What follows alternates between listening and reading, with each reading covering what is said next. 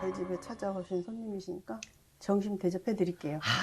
어떻게 식사하시는지 평상시 드시는 식단으로 한번 네. 같이 먹어볼까요? 네네. 네. 혜경이만 뭐 밥 주고 싶나 봐. 은근 좀 부러워요. 먹는 거 중요해요. 일단 먹는 음식에 문제가 있는 건 아닌지 예.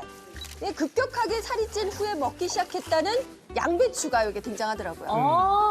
아니 다이어트 하시는 분들은 양배추 많이 드시잖아요. 맞아요, 맞아요. 그렇죠, 그렇죠. 썰고 데치고 볶고 다양한 양배추 요리를 거침없이 저게 위에 좋다던데. 그렇긴 하죠. 오, 야 뚝딱 차리셨네. 네, 맛있게 드세요. 잘 먹겠습니다. 양이 너무 많다. 아니 근데 저거 물인지 되게 자주 뭘 드시네요. 그것도 좀 주의할 점이에요. 자, 근데 식사를 하는데 네. 밥을 정말 조금만 드시는 거 있죠. 먹고 싶다. 진짜 맛있는데. 커 사이즈가 달라. 아우. 한 보따리 싸셨어요. 근데 잘 봐요. 문제점도 확실히 찾고 있었어요. 일단 양배추는 식이섬유가 풍부해서 포만감을 쉽게 얻으니까 과식도 방지하지 않습니까? 그런데도 먹는 게 힘든지 천천히 조금씩 이렇게 드시는 거 있죠. 그럼 뭘 자꾸 마시고. 맞아요. 예. 잘 안 넘어가시나. 근데 언니, 양배추를 너무 많이 드시는 거 아니에요? 어? 두세 통은 그냥 항상 냉장고에 구비해 놓고 있는 상태예요. 아유. 그럼 매일매일 양배추를 이렇게 드시는 거예요? 네네. 그러니까 살이 찐 뒤부터는 하루도 빼놓지 않고 양배추 식단을 하고 계신다고 해요. 냉장고 꽉 채우셨네. 근데 소화가 안 돼. 다 먹었어요, 저는. 네? 다 먹었어요. 아니, 아직 밥도 조금이었는데 그나마 그것도 남았어요. 네. 아, 답답해요? 그나마 밥도 얼마 먹지 않았는데 속이 불편한지 바로 냉장고에서 소화제를 찾아 좀 마셔요. 많았던 게 수고. 소화제. 왜 이렇게 바로 드셔? 지금 시원해.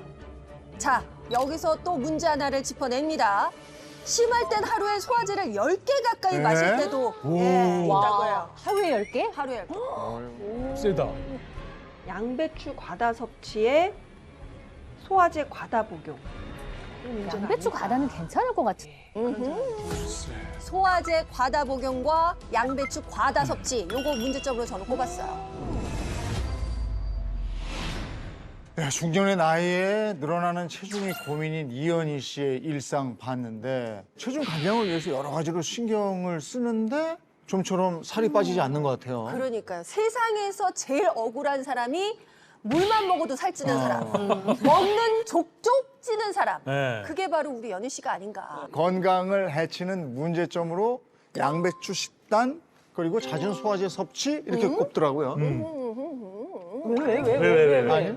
왜? 아, 뭐 잘못됐어요? 왜? 화장실 급하면 다녀오세요, 지금. 네. 그거 저쪽으로. 네. 그게 아니고 네. 양배추 식단이고 소화제 과다 섭취고 요 문제점으로 뽑은 건 맞아요. 네. 맞는데 그것보다도 더 말씀드리고 싶은 게 있어요. 네. 그게 뭔데? 왜 이렇게 뜸을 들여?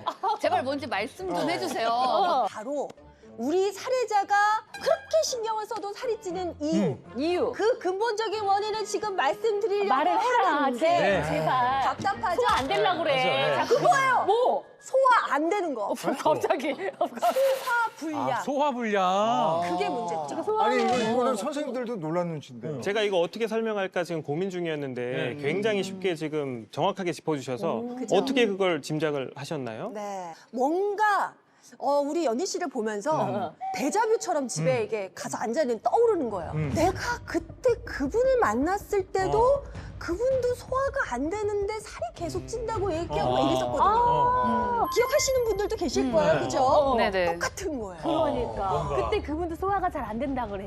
그게 문제였죠. 아까 보니까 집에 소화제가 수두룩하잖아요. 네.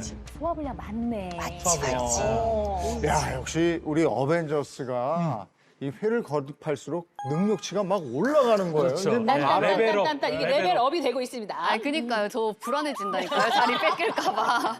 근데 이제 다양한 이렇게 다이어트 방법을 이제 시도해봤는데도 불구하고 이 체중 감량에 변화가 없다면 이렇게 소화불량을 의심해봐야 되는데요.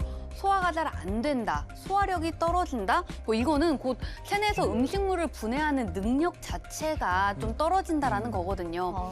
이런 상태에서는 아무리 다이어트에 좋은 음식이라고 하더라도요, 잘 분해되지도 않고 위와 장의 찌꺼기 상태로 오랜 시간 머무르게 됩니다.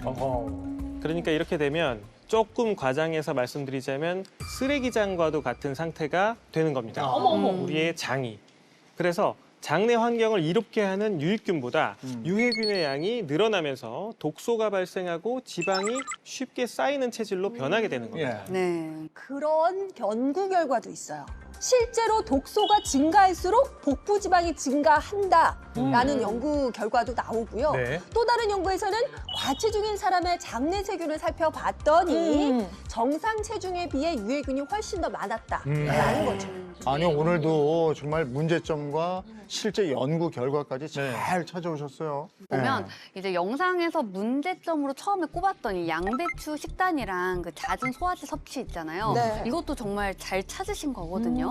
근데 이 양배추가 다이어트에 도움이 되는 이유가 바로 비타민 U 때문이라는 거 알고 계십니까? 이게 지방 분해를 돕는 역할을 크게 한다고 하더라고요. 네. 맞습니다. 근데 이 비타민 U는 수용성, 그러니까 물에 잘 녹아서 나가기 때문에 조리법이 굉장히 중요합니다. 그거예요. 그 조리법이 굉장히 중요한데 네. 지금 앞서 영상을 보셨던 분들 중에 예리하신 분들은 아마 발견해내셨을 겁니다.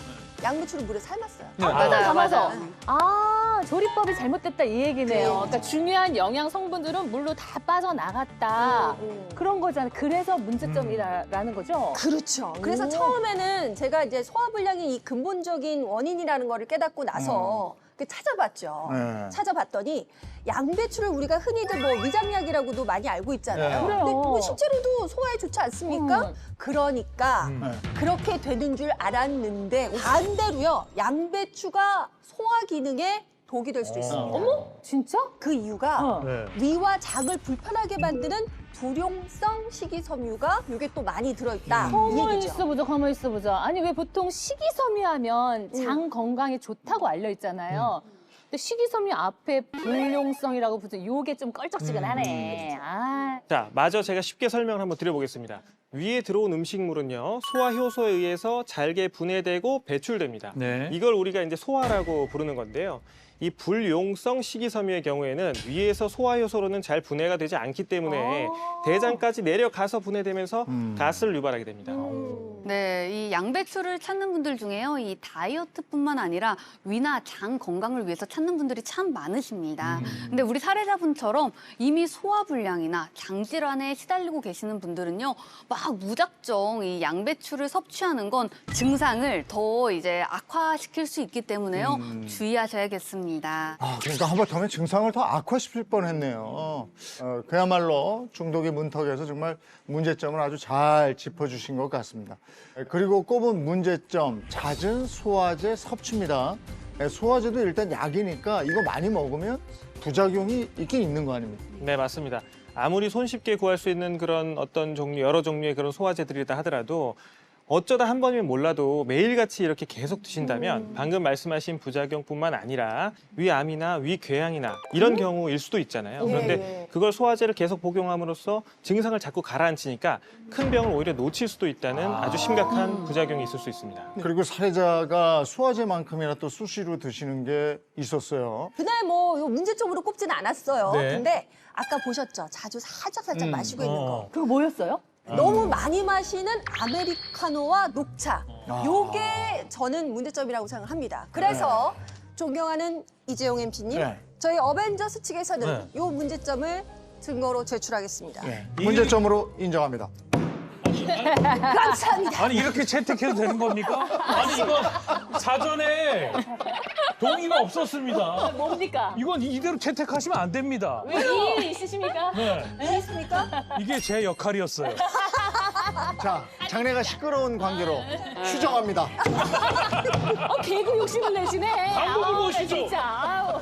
자, 근데 정말 이게 문제가 될지 도움이 될지 이 설명을 들어봐야 되겠죠. 네. 특히 그 녹차 이거 드셔도 좀 너무 드셨단 말이죠. 그러니까요. 카페에서 처음 만나뵀을 때 뭐 아메리카노 한 잔쯤이야 이렇게 생각했는데 댁에서도 수시로 녹차 마시시고 그러니까 너무 자주 드시는 거예요. 그래서 와 이거 녹차까지 너무 많이 드시면 이거 약간 찝찝한데 이런 생각을 했거든요. 그래서 나름대로 살이 찌지 않는 음료를 먹어보겠다라는 의도는 이해하겠으나 일단 커피와 녹차를 너무 많이 먹는 게 문제점으로 저는 지적이 됐습니다. 이유가 이 안에 카페인 성분이 있잖아요. 있죠. 카페인이 소화불량을 일으킨다는 거 알고 계십니까? 그래요? 예. 아니, 잠안 온다는 얘기는 들어봤는데 소화불량도. 소화까지 안 그러니까 되나? 오히려 체중 잡으려고 그러다가 소화불량을 악화시켰다. 바로 이 말인 거잖아요. 네, 맞습니다. 이 성인의 경우에는요, 하루 400mg 정도가 이 카페인의 권장량인데요. 특히 카페인이 들어있는 녹차를 좀 너무 그냥 물처럼 계속 네네. 드시더라고요. 이 카페인은요, 소화를 돕는 위산을 과다 분비시켜서 위벽을 자극시키고 또 이는 만성적인 소화 불량과 위염, 이런 위장 질환으로까지 이어질 수 있기 때문에 주의하셔야겠습니다.